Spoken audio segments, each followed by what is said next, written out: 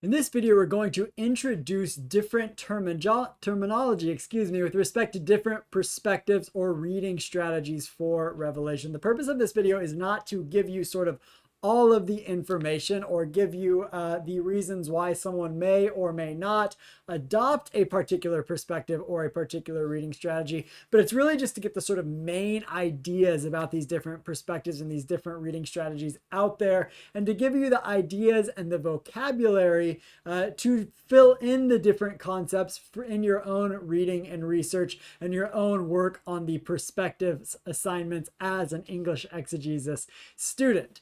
So what we're going to do is go through 5 different concepts or 5 different terms. And what we're going to see is that there is sort of some overlap between the ways that different authors talk about different reading perspectives, but you'll also find that different authors use different terminology. So not every author is going to use the exact same terms or the exact same labels that I give these different reading strategies, that you're going to see some variance between the words that are used, but largely the ideas that stand behind them are the same. So sort of giving you the ideas and giving you the words allows you to engage how other people have labeled these different reading strategies. So we're going to go ahead and start with the one for which Revelation is generally most famous, the futuristic, or often called also the predictive approach. So sort of in cultural memory or in pop culture, if you ask someone on the street what they thought of Revelation or what they thought Revelation is about, the sort of go-to answer would probably be that it's about the future and it's about an apocalypse. It's about the end of the world. And so that really sort of encapsulates the futuristic reading perspective, that Revelation is about future events that are not happening in John's time and have not happened yet in world history, but are still to come. Most people, or at least most people who have sort of gained attention for taking this perspective, often think of Revelation as relevant to their own time. That is, they think of themselves as living in those future times that Revelation is predicting, or they are living very close to those future end times that Revelation was talking about. So one of the things that's often maybe overlooked with respect to this perspective is that it does have ancient Christian precedent, that someone even like Irenaeus, writing in the 2nd century, a very, very important early Christian figure, early church father, important for the early life of the church, viewed Revelation this way. So it's easy to sort of poo-poo this perspective, especially in academic circles, but it's important to remember that there is good precedent for it in Christian history, and for that reason we maybe shouldn't write it off altogether right away.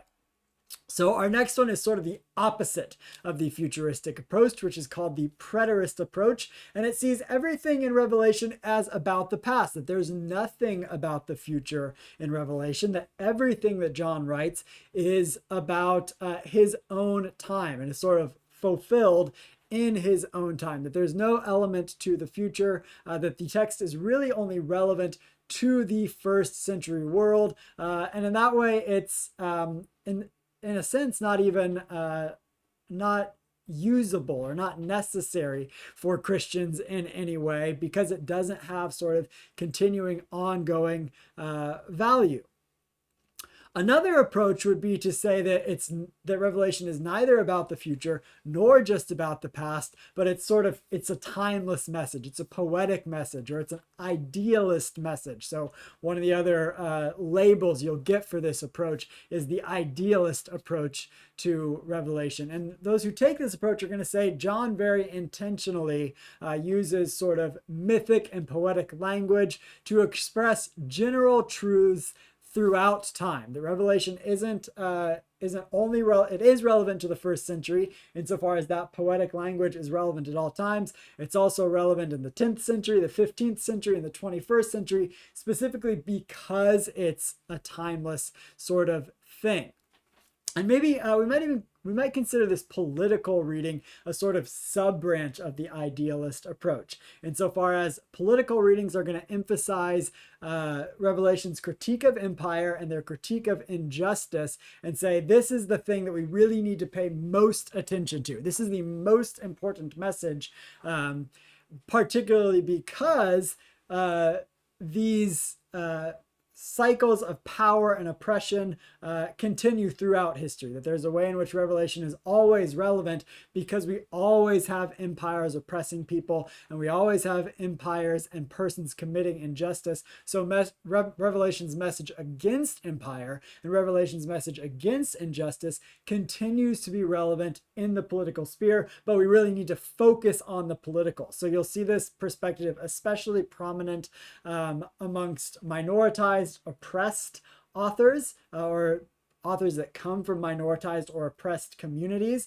that Revelation sort of has an enduring value for those communities because it gives voice to their oppression and gives sort of an outlet for expressing their frustration with those systems. The next one here is the historicist approach. This is sort of a combination of the preterist approach, which sees Revelation as relevant only to the past, and the futurist approach, which sees Revelation as only relevant to the future. The historicist approach, it sees Revelation as partially speaking to and predicting events that have happened in the past. So some of the events that Revelation talks about have already happened. And then some of the events are going to happen in the future. They haven't happened yet, but they might happen in the very near future or in the distant future. And so this approach is especially common amongst sort of dispensationalists who will break up Christian history and world history into different epochs and sees Revelation as addressing both those past epochs and the epochs that are to come. And the last approach is not any one approach in particular, but what you'll see as you sort of go through your research is that some authors are going to sort of pick and choose elements from the different approaches to come up with their own combination approach or come up with their sort of own new approach. And sometimes they'll give this a label, sometimes they won't.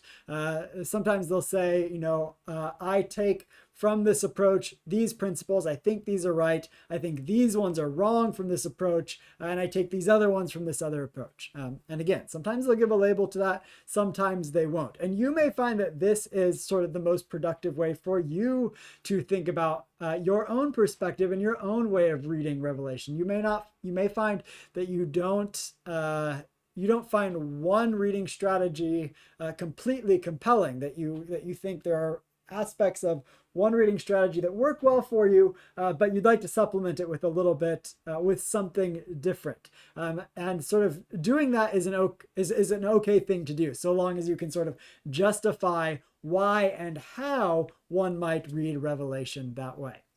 So the last thing I want to do here is give you and I do this largely so you can have it in the slides here, to give you this cheeky little diagram of different reading strategies for Revelation that you can see some of the language we've seen here: preterist, idealist, historicist, and futurist.